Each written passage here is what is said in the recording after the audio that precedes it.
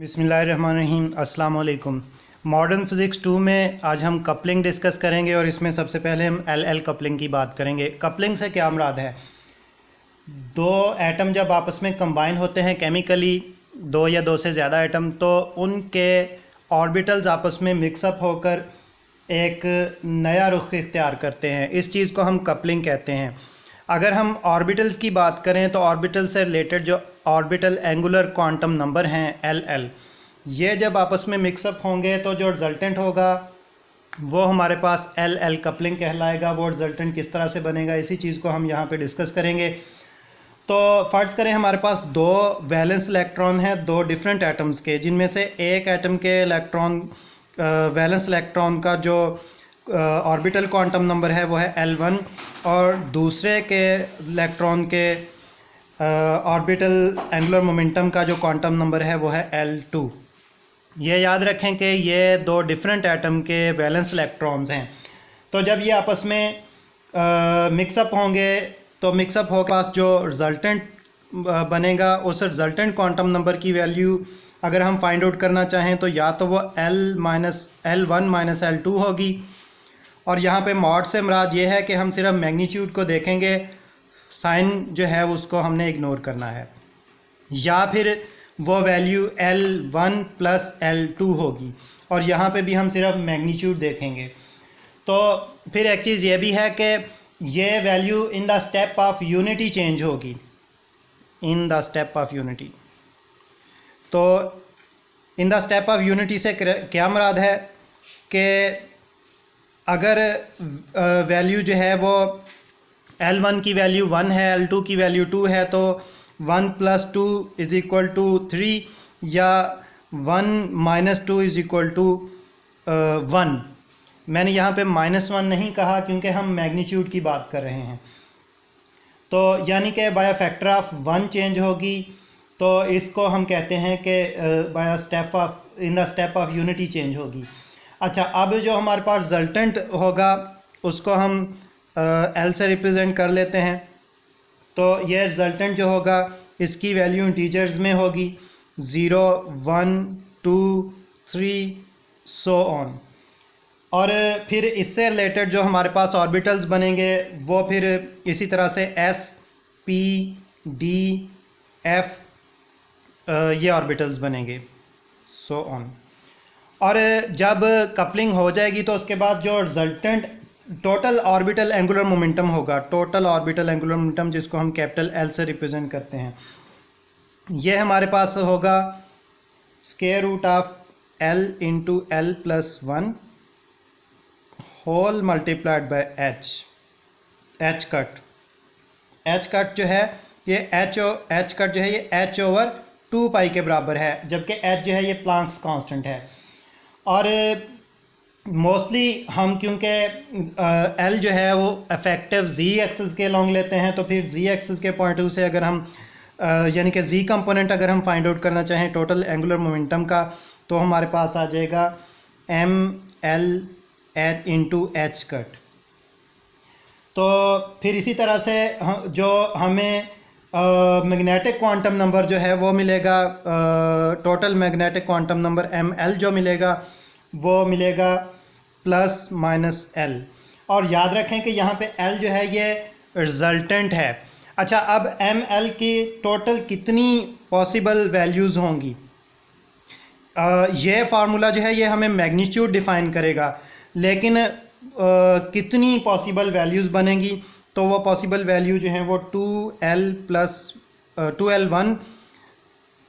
Plus 1 into 2L2 plus 1, इससे हम find out कर सकते हैं। यानी कि अगर हमारे पास L1 जो है वो 0 है और L2 जो है वो 1 है, तो यहाँ पे 0 इंटू 2 0 हो गया, प्लस 1 जो है वो 1 आ गया, ये रिजल्टेंट 1 आ गया। और यहाँ पे 1 है तो 2 इंटू 1 2 आ गया, 2 प्लस 1 3 आ गया, तो 3 इंटू 1 इज़ इक्वल टू 3 आ गया। तो इसका मतलब ये है कि ML की टोटल कितनी वैल्यूज़ होंगी, 3 होंगी, और उन 3 में कौन कौन सी वैल्यू आएगी वो प्लस माइनस L से हमें आइडिया होगा। तो यानी कि यहाँ पे हमारे पास जो वैल्यूज़ आएंगी -1 0 +1 ये ml की वैल्यूज़ आएंगी। या हम बेसिकली क्लियरली या दूसरे लफ्ज़ों में कह सकते हैं कि ml की जो मैग्नीट्यूड्स बनेंगी। हम इस चीज़ को मज़ीद क्लियरली समझने के लिए यहाँ पे एक एग्जांपल प्रॉब्लम डिस्कस करते हैं। हमें कहा गया है कि रिजल्टेंट एंगुलर मोमेंटम कैलकुलेट करें अंडर एल कपलिंग, जबकि दो एटम हैं हमारे पास जिनके वैलेंस इलेक्ट्रॉन्स जो हैं वो बॉन्डिंग में आपस में कंबाइन होकर कपलिंग कर रहे हैं, और उसमें जो एटम 1 है उसका इलेक्ट्रॉन p ऑर्बिटल में है और एटम 2 जो है उसका वैलेंस इलेक्ट्रॉन d ऑर्बिटल में है। तो हम इसको सॉल्व करते हैं। अब अगर हम p की बात करें तो इसके लिए हमारे पास जो L1 हम इसको कह लेते हैं, इसके लिए जो क्वांटम नंबर होगा वो उसकी वैल्यू 1 होगी। और अगर हम d की बात करें, ये सेकंड एटम का क्वांटम नंबर जो आएगा हमारे पास, इसको हम L2 से रिप्रेजेंट कर लेते हैं। तो इसके लिए जो इस क्वांटम नंबर की वैल्यू होगी वो 2 होगी। अच्छा, अब हम रिजल्टेंट फाइंड आउट करना चाहते हैं जिसको हम L से रिप्रेजेंट कर लेते हैं। तो हमने कहा कि वो या तो होगा L1 - L2 या फिर होगा L1 + L2। बेसिकली ये L1 - L2 से लेकर L1 + L2 तक के दरमियान वैल्यूज़ होंगी। तो अगर हम बात करें यहाँ पे यानी कि वैल्यू सब्स्टिट्यूट करें तो 1 - 2 और फिर 1 + 2, तो रिजल्टेंट हमारे पास यहाँ पे आ गया 1, और मैंने क्योंकि मॉड लिया है तो इसलिए नेगेटिव साइन इग्नोर्ड। और यहाँ पे हम देखें 1 + 2 = 3। तो इस तरह से 1 से 3 के दरमियान जो है वो रिजल्टेंट की वैल्यूज़ होंगी। या हम इसको लिख सकते हैं कि ये 1 2 3, तो ये वैल्यूज़ होंगी रिजल्टेंट की। तो ये तो हमने resultant orbital quantum number find out किया है। हमें बेसिकली क्वेश्चन में कहा गया था total angular momentum find out करने के लिए। तो टोटल एंगुलर मोमेंटम जो इसको हम कैपिटल L से रिप्रेजेंट करते हैं, उसके लिए हमारे पास फार्मूला हम पहले डिस्कस कर चुके हैं, वो है L × L + 1 whole multiplied by h cut. तो अब देखें कि अगर हम L की वैल्यू जो है वो 1 पुट करें तो हमारे पास जो कैपिटल L है ये आ जाएगा √1 × 1 + 1 whole multiplied by h cut ये आ जाएगा √2 × h कट। अच्छा, इसी तरह से अगर हम L जो है वो 2 पुट करें तो इसके लिए जो एंगुलर मोमेंटम आएगा वो आएगा हमारे पास 2 × 2 + 1 whole multiplied by h cut √6 × h cut. इसी तरह से अगर हम L की वैल्यू 3 पुट करें तो हमारे पास जो एंगुलर मोमेंटम आएगा 3 × 3 + 1 और whole multiplied by h cut, तो ये आ जाएगा √12 × h कट। तो ये angular resultant total angular momentum की वैल्यूज़ होंगी। अच्छा, फिर इसी प्रॉब्लम को हम आगे बढ़ाते हुए ये देखते हैं कि हमारे पास यहाँ पे जो टोटल इंडिपेंडेंट स्टेट्स बनेंगी कपलिंग के बाद, जिसको हम बैंड्स भी कह सकते हैं, वो क्या बनेंगे। तो यहाँ पे हम टोटल स्टेट्स की बात कर लेते हैं। इंडिपेंडेंट से मुराद ये है कि अगरचे एनर्जी का डिफरेंस जो है वो बहुत ही कम होगा, लेकिन उसके बावजूद उनको हम अलग अलग डिफ़ाइन करेंगे उनके क्वांटम स्टेट के लिहाज से। तो देखें कि इसके लिए हमारे पास जो रूल था वो था 2L1 + 1 × 2L2 + 1।